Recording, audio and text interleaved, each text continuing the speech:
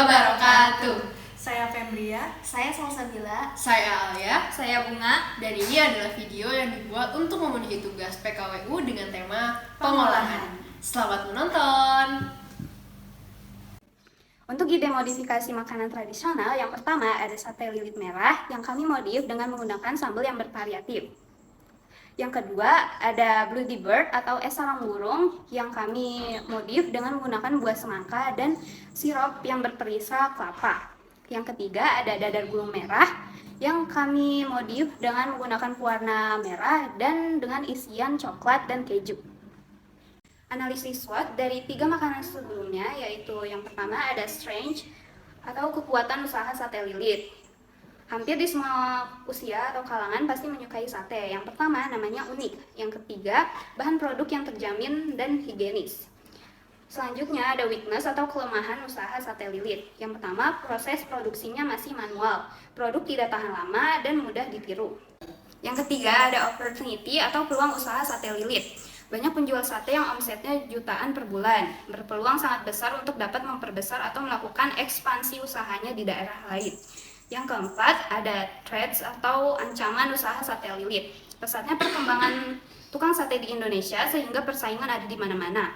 Banyaknya produk pengganti dengan beragam inovasi.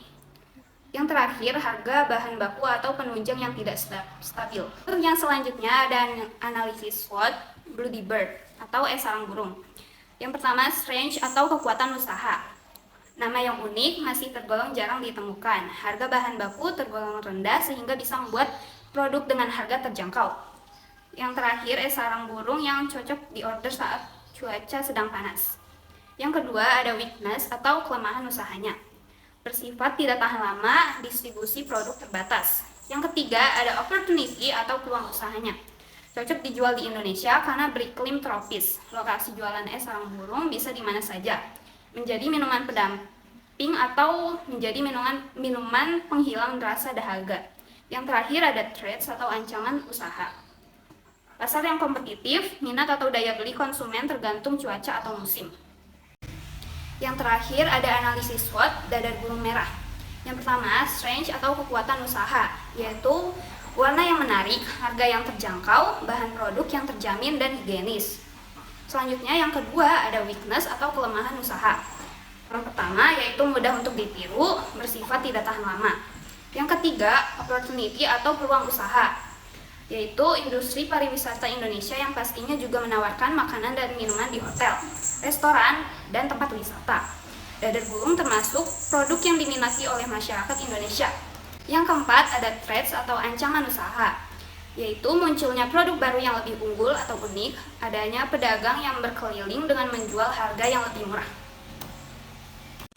Dari produk yang sudah kami canangkan, kami memilih produk dadar gulung. Karena setelah menganalisa, dadar gulunglah yang memiliki peluang untung lebih besar dan diminati oleh banyak peminat dari setiap kalangan.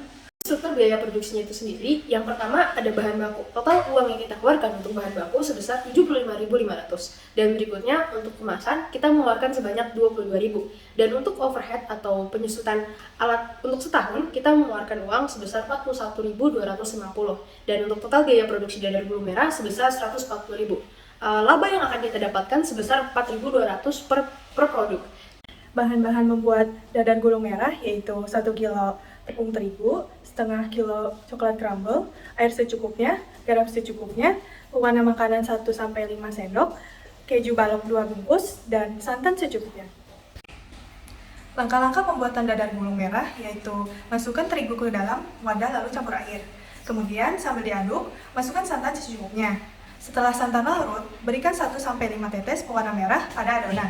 Aduk hingga merata. Nyalakan teflon anti lengket dengan api kecil. Jika sudah panas, oleskan sedikit minyak pada teflon. Masukkan sedikit demi sedikit adonan. Jika sudah berubah warna, balik adonan. Bila adonan sudah matang, angkat dan letakkan dalam wadah. Tunggu hingga dingin. Oleskan coklat crumble secukupnya dan tambahkan keju yang sudah dipotong di dalamnya. Tutup dan lipat. Lalu beri keju di atasnya agar tampak lebih menarik.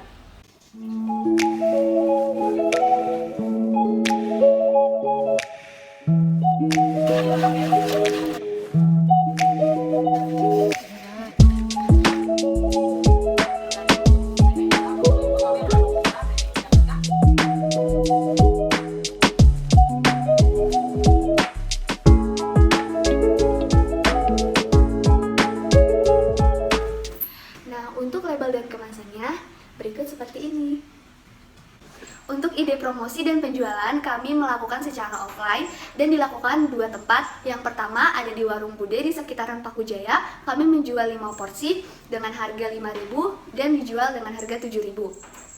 Lalu di tempat kedua di Warung Pade di sekitaran Duta Bintaro, kami menjual 7 porsi dengan harga 5.000 dan dijual 7.000. Kami melakukan penjualan pada hari Jumat dari jam 7 pagi hingga 11 siang.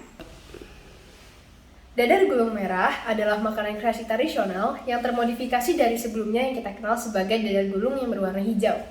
Dadar gulung merah ini diproduksi guna melestarikan budaya serta selalu berinovasi terhadap perkembangan zaman. Kami berharap bahwa dadar gulung merah ini juga memberikan inspirasi selanjutnya untuk dapat mengembangkan bisnis kami. Terima kasih telah menonton video kami, kurang lebihnya mohon maaf. Wassalamualaikum warahmatullahi wabarakatuh. Dadah!